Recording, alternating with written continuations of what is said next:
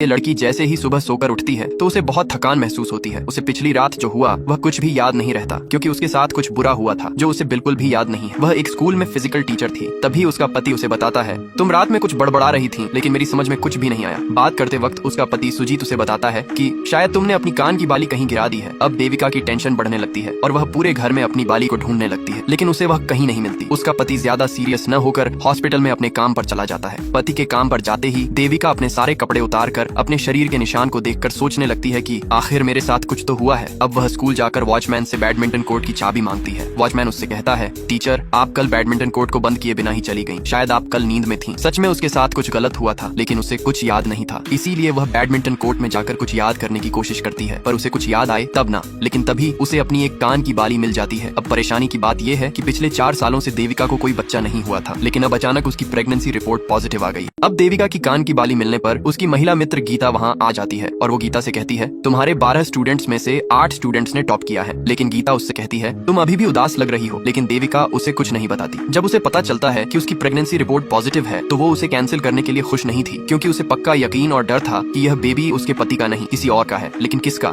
यह उसे भी पता नहीं था। इसीलिए उसने यह बात अपने पति को ना बताने का फैसला किया। लेकिन जब उसने फिर से गीता से बातचीत की तो गीता ने उसे बताया, यह सब केवल तुम्हारे मन का भ्रम है और अगर तुम्हें सच में कोई परेशानी है तो तुम्हें एक साइकियाट्रिस्ट के पास जाना चाहिए। तो देविका गीता से कहती है, शायद मेरे साथ किसी ने गलत काम किया है, लेकिन मुझे कुछ भी याद नहीं। अब रात को देविका अपने पति से दूर होकर अकेले कमरे में इंटरनेट पर अपना MMS ढूंढने लगती है, क्योंकि उसे शक था कि कहीं उसका MMS बनाकर किसी ने लीक तो नहीं कर दिया। लेकिन तभी उसका पति वहाँ आ गया और वो कैलेंडर को देखकर उसे पूछने लगा, कहीं तुम्हारे पीरियड्स तो नहीं आ गए। देविका ने उसे हाँ कहकर कमरे से बाहर भेज दिया और टेंशन के मारे वहीं सो गई। अगले दिन देविका ने गीता की मदद से स्कूल के CCTV फुटेज और सारे स्टूडेंट्स के रिकॉर्ड्स मंगवा लिए, लेकिन उसे वहाँ भी कुछ नहीं मिला। अब देविका को CCTV फुटेज और स्टूडेंट्स रिकॉर्ड्स में कुछ भी नहीं मिलता। शाम को देविका का पति और उसका दोस्त घर में दारू पार्टी कर रहे होते हैं। इतने में उसका दोस्त उससे सिगरेट जलाने के लिए लाइटर मांगता है। लाइटर ढूंढते वक्त उसे गलती से अपनी पत्नी की प्रेगनेंसी रिपोर्ट्स मिल जाती हैं। यह देखकर वह बहुत खुश हो जाता है और ये बात अपने दोस्त को बताता है। दोस्त उसे बधाई देते हुए कहता है, सुजीत मुझे पता था कि तू एक दिन बाउंड्री पार छक्का मार ही देगा। ये सुनकर सुजीत फूला नहीं समाता, लेकिन उसे यह नहीं पता था कि उसकी पत्नी के साथ कुछ ऐसा हुआ है जो उसे भी मालूम नहीं है। रात के समय सुजीत अपनी पत्नी देविका से बात करने की कोशिश करता है, लेकिन देविका बीमार होने का नाटक करती है। सुजीत को लगता है कि शायद वह उसे सरप्राइज देने के लिए ऐसा कर रही है। अगले दिन टीचर को उसके ही स्टूडेंट संदीप के भाई अखिल की शादी का कार्ड मिलता है। देविका सुजीत से अपनी माँ की तबीयत का बहाना बनाकर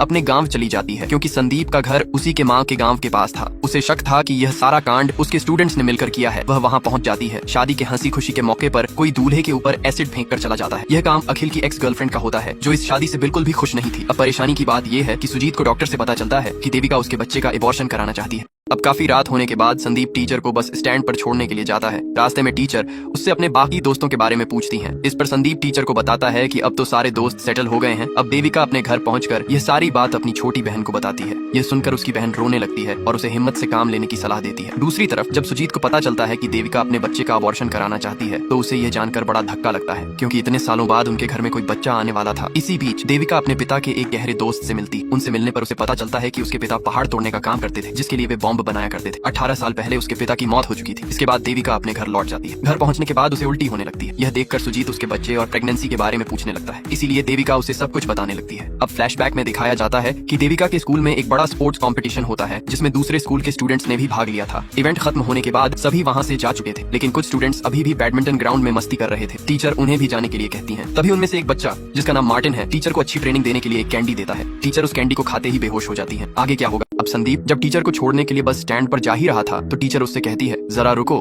मैं अभी आती हूँ। इतना कहकर थोड़ी देर में वह वापस आकर संदीप की कार से अपना पर्स ले लेती है। दरअसल टीचर ने अपना पर्स जानबूझकर ही गाड़ी में छोड़ दिया था, ताकि संदीप उसके पीछे जिसे भी कॉल करे तो अपने फोन में रिकॉर्डिंग कर आसानी से सुन सके। इसके बाद जब टीचर संदीप और उसके दोस्त मार्टिन की कॉल रिकॉर्डिंग सुनने लगती है तो रिकॉर्डिंग में संदीप मार्टिन से कहता है, जो हमने उस रात टीचर के साथ किया उसकी तहकीकात टीचर अभी भी कर रही है, लेकिन उसे शक है कि आखिर उसके साथ किसी ने कुछ गलत किया है, इसीलिए तुम सतर्क रहना। तभी मार्टिन संदीप से कहता है, टेंशन मत ले, मेरे पास टीचर की फोटो और वीडियो है, जिससे हम उसे डरा धमका कर चुप करा देंगे। ये सुनकर देविका फुट फुट कर रोने लगती है, क्योंकि जिन स्टूडेंट्स को उसने आगे बढ़ने की राह दिखाई वही लड़के उसके लिए शैतान बन चुके थे। दूसरी तरफ जब टीचर को होश आता है तो वह नींद की हालत में अपने घर चली जाती है, क्योंकि उस कैंडी को खाने के बाद टीचर को बिल्कुल भी होश नहीं था। ये सुनने के बाद सुजीत देविका से गुस्से में कहता है, ना जाने तुम किसके बाप को मेरे नाम से पाल रही हो। इतना कहकर वह सुजीत वहाँ से जाकर ये सारी बात अपने दोस्त केविन को बता। को कुछ भी समझ नहीं आ रहा था कि अब वह क्या करे। दूसरी तरफ सुजीत अपने दोस्त केविन से ये सब हुए कारनामे को शेयर कर चुका था। तो उसका दोस्त उससे कहता है, मैंने तो पहले ही कहा था कि अपनी बीवी को अपने काबू में रखो, अब तुम जल्दी से उसका अबॉर्शन करवा दो जिससे समाज में बदनामी न हो। इसीलिए सुजीत अपनी पत्नी को समझाने के लिए केविन से ही कहता है। अगले दिन जब सुजीत और केविन घर पहुंचते हैं तो वहाँ पर सुजीत की माँ भी मौजूद होती है, इसलिए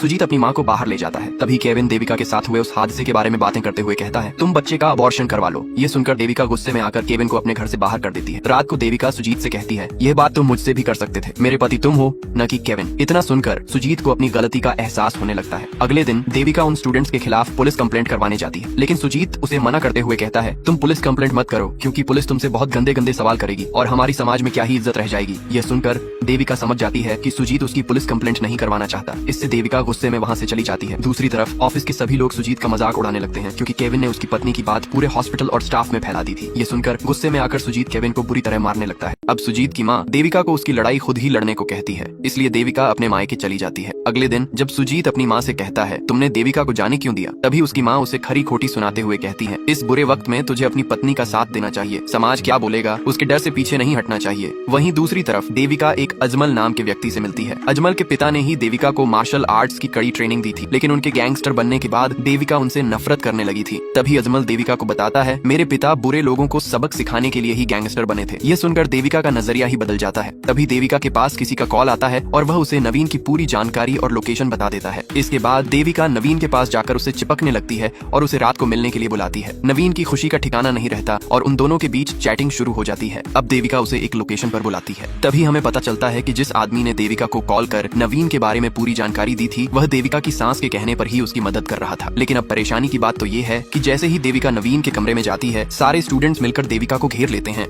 अब देविका अपने हेल्पर के साथ ही नवीन को निपटाने का प्लान बना रही थी। अगले दिन जब देविका नवीन से मिलने उसके घर जाती है तो उसका हेल्पर उससे कहता है, मुझे जरा थोड़ा काम है इसीलिए मैं थोड़ी देर से आता हूँ। लेकिन देविका अपने हेल्पर के बिना ही अकेले नवीन के घर पहुंच जाती है। वहाँ नवीन उसे जगह जगह छूने और किस करने लगता है, लेकिन अचानक नवीन उसे एक थप्पड़ लगा देता है और कहता है, मैं तुम्हारे बिछाई जाल में नहीं फंसने वाला, मेरे दोस्तों ने मुझे पहले से ही अलर्ट कर दिया था, अच्छा होगा तुम यहाँ से फौरन चली जाओ। हाँ, हमने तुम्हारी वीडियो बनाई थी लेकिन अब हम उसे डिलीट कर रहे हैं, अब तुम ये किस्सा खत्म करो और यहाँ से चलती बनो। जाते वक्त भी नवीन टीचर को किस कर देता है। इसके बाद देविका गुस्से में आकर अपनी हेल्पर के बगैर ही उनसे अकेले लड़ने लगती है। वहाँ पर वह अपने मार्शल आर्ट्स का इस्तेमाल करती है और उन हरामी स्टूडेंट्स को पटक पटक कर धोने लगती है। तभी दो स्टूडेंट्स वहाँ से भागने की कोशिश करते हैं, लेकिन तभी वहाँ वही आदमी आ जाता है जिसे उसकी सांस ने मदद के लिए भेजा था। वह उन स्टूडेंट्स को अंदर ले जाकर उनकी जमकर धुलाई करता है। आखिर में देविका अपना बदला लेने के लिए उनके प्राइवेट पार्ट पर बम लगाकर उसे उड़ा देती है, जिससे वह अपने साथ हुई उस गंदी हरकत का बदला ले लेती है। इसी के साथ ये मूवी यहीं खत्म हो जाती है।